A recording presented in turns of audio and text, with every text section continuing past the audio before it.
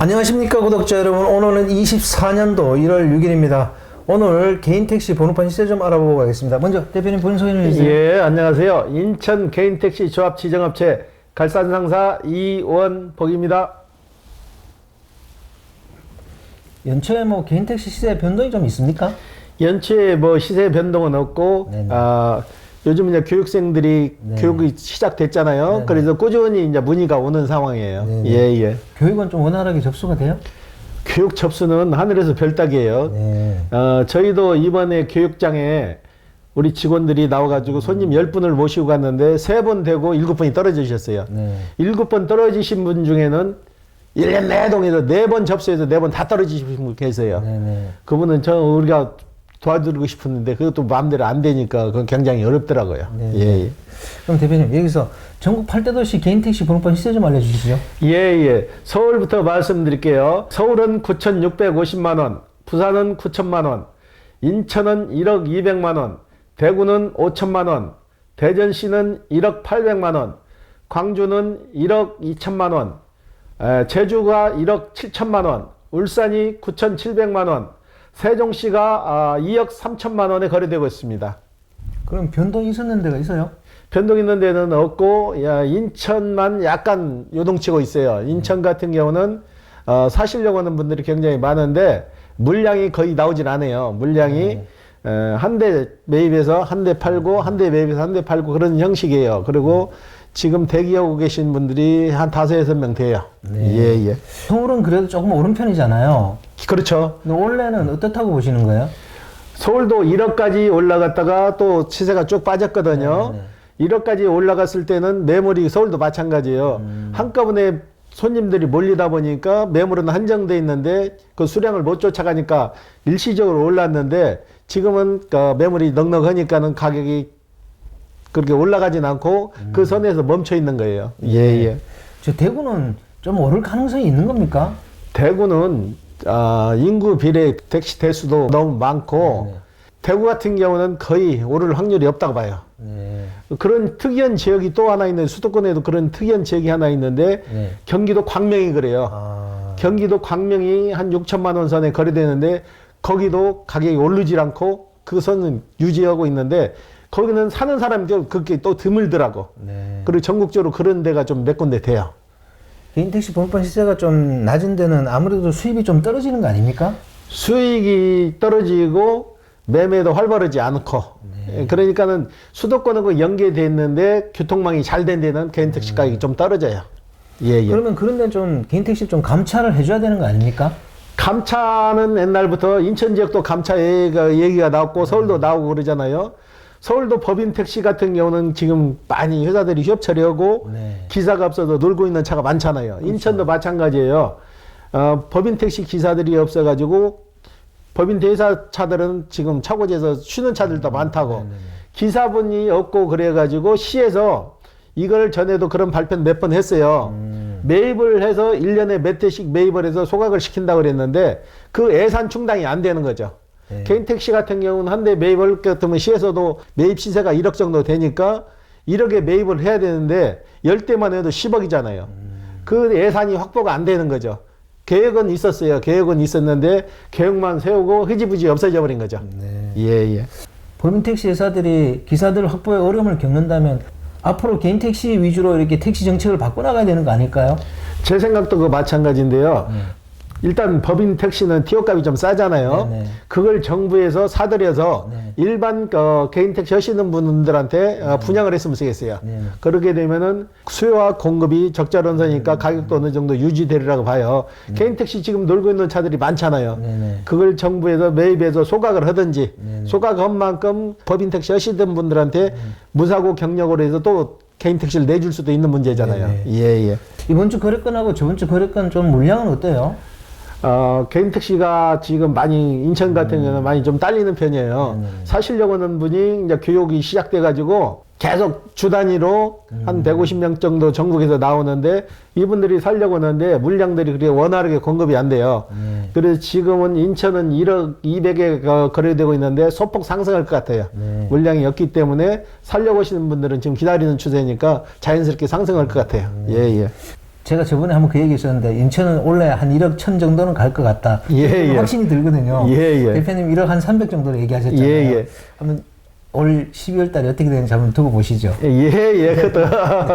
예. 네. 대표님 그러면 이번 주 거래건 중에 뭐 예, 기억에 예. 남는 거 있으면 얘기 하나 해주세요. 요즘은 네미콘 계통에 종사하시던 분들이 좀 많이 와요. 네, 네. 전에는 네미콘이 1년 네미콘 하시던 분들이 수익이 좋아가지고 개인 택시로 전환하는 애가 거의 없었거든요. 네, 네, 네.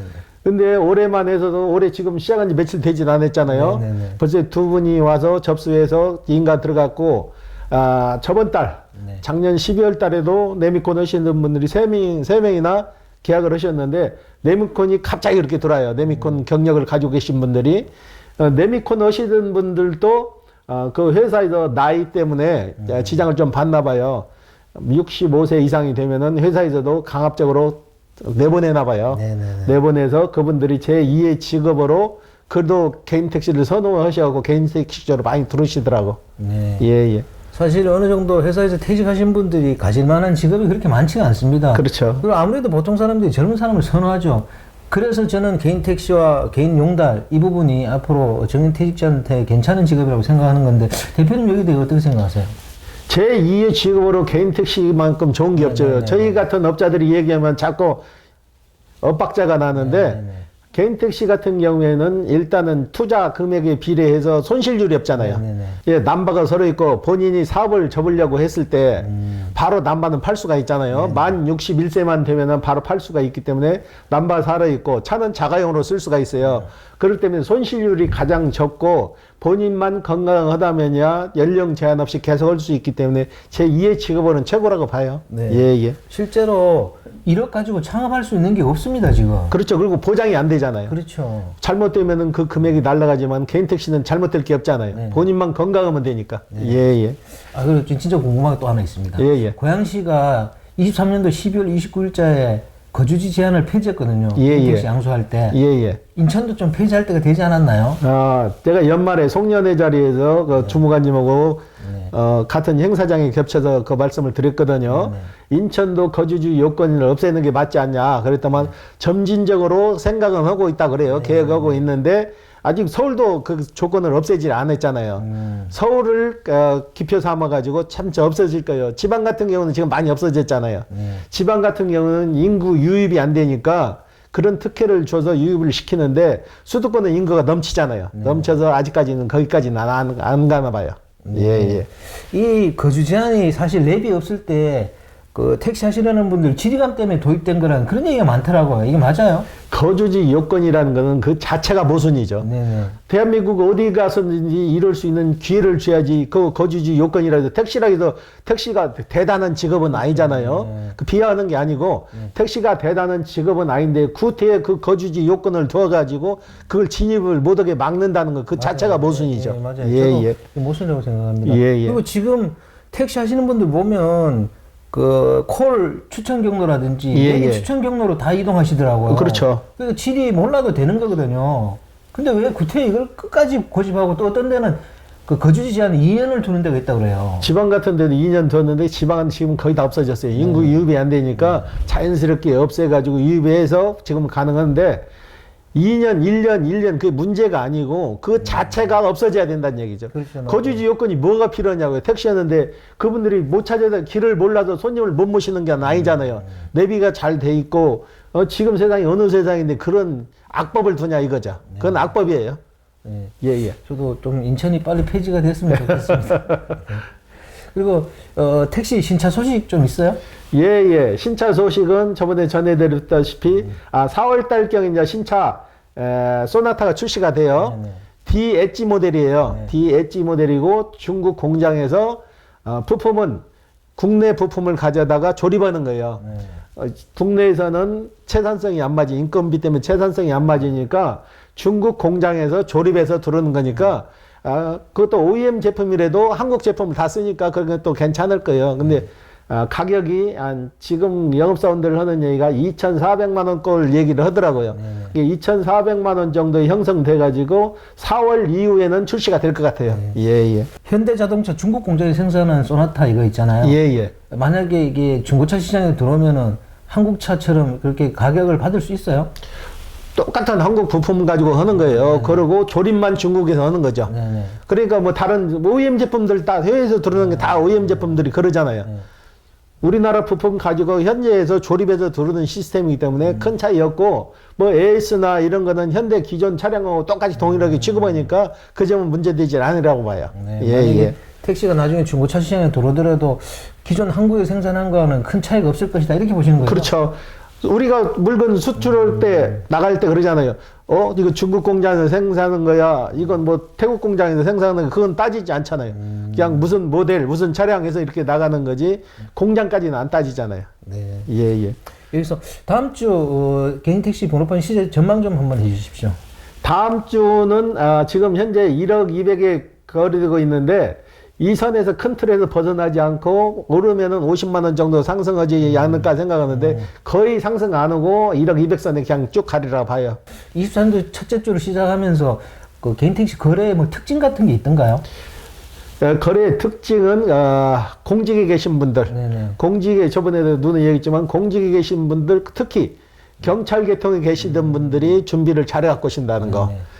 그분들이 와가지고 그분들은 실수 없이 바로 한 번에 이렇게 쫙 진행을 하는데 지금도 가끔 오시는 분들이 경력이 파괴됐다고 해서 양도양수 교육을 받아야 되는데 4개월짜리 체험 교육을 받아야 되는데 그 교육 없는 줄 알고 그냥 오셔갖고 남바 사러 왔습니다. 그래서 저희가 이제 물어보면은 경력이 안 되시는 거야.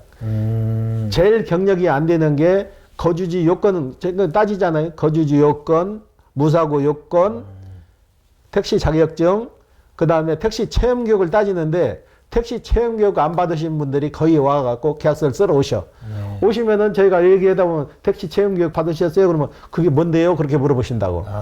아직도 홍보가 좀 덜 된 것 같아요. 네. 예, 예. 그 이제 우리가 대표님하고 계속 홍보를 해줘야 되는 거죠. 예, 예. 왜냐면 뭐 다른 직업도 있지만 저는 이제 이쪽 채널로 전문은 특화된 그 채널이니까 예, 예. 여기에 관심 있는 분들이 그 실수 없도록 많은 정보를 좀 제공해야 될 것 같습니다. 예, 예.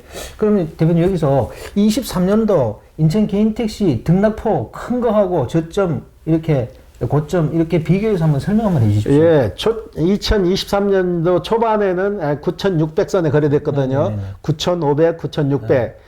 최고가는 1억 300까지 올라갔다가 지금은 1억 200에 정착이 됐어요. 네네. 1억 200 수준으로 지금 3개월, 4개월째 쭉 넘어오고 있거든요. 그때 변동 시세가 있는데 1억 200에서 큰 틀에서 벗어나지 않을 것 같아요. 네. 예, 예. 그때 1억 300까지 올라갈 때 무슨 일이 있었던 거죠?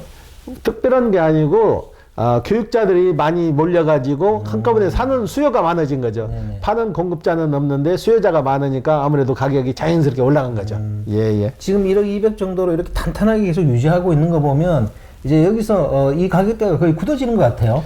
여기서 내리지는 않고 소폭 네네. 오르면 소폭 오를 거예요. 네네. 예, 예. 그러면 원래 개인택시 장기 전망 한번 해주시죠. 타도시도 마찬가지겠지만 개인 택시는 투자 비용에 대해서 그렇게 손실률이 없잖아요. 네네. 그래서 메리트 있는 사업으로들 많이 생각하시는 것 같아요. 제2 직업으로. 그래서 큰 틀에서 등락폭은 없을 것 같고 소폭 오를 것 같아요. 네네. 소폭 올라가지고 이 체제계를 유지할 것 같은데 그렇게 크게 오르진 않을 거예요. 크게 내리지도 않고. 예, 예. 마지막으로 대표님 작년 12월 31일자로 아마 정년 퇴직하신 분들이 많을 겁니다. 예, 예. 이제부터 뭐 이런 저런 직업을 많이 관심 있게 가지고 볼 텐데 개인 택시를 생각하시는 분들에게 대표님이 조언 한번 해주십시오. 개인 택시는 자격 조건이 일단은 우선이거든요. 네네. 개인 택시를 하시고자 할 때는 내가 가진 자본, 전부 다 빚내서는 할 수 없는 거잖아요. 그렇죠. 내가 가진 자본 절반 이상은 가져야 돼요. 그렇지 않으면 힘드니까 너무 빚을 많이 내서면은 거기에 그 상환 능력도 좀 감안하셔가지고 자본력, 네. 그 다음에 거주 지역, 네네. 거주 지역 요건, 그 다음에 무사고 요건, 그 다음에 제일 중요한 게 택시 체험 교육. 네. 이걸 좀 숙지를 하셔가지고 미리 준비를 하시는 게 나을 것 같아요. 네. 은퇴하시기 전에 미리 준비를 해가지고 개인 택시를 하실 것 같으면 미리 준비를 해서 오시면은 낭패 보시지는 않을 것 같아요. 네. 예, 예. 알겠습니다. 오늘 인터뷰 감사드립니다. 예. 네, 구독자 여러분. 오늘 보니까 8대도시 개인택시 번호판 시세는 뭐 큰 변동이 없습니다. 뭐 이 개인택시 번호판 시세가 그렇게 변동이 있는 건 아니지만요. 그래도 원래는 조금 더 이게 탄탄하게 이렇게 인천 개인 택시도 번호판 시세가 굳어져 가는 것 같습니다.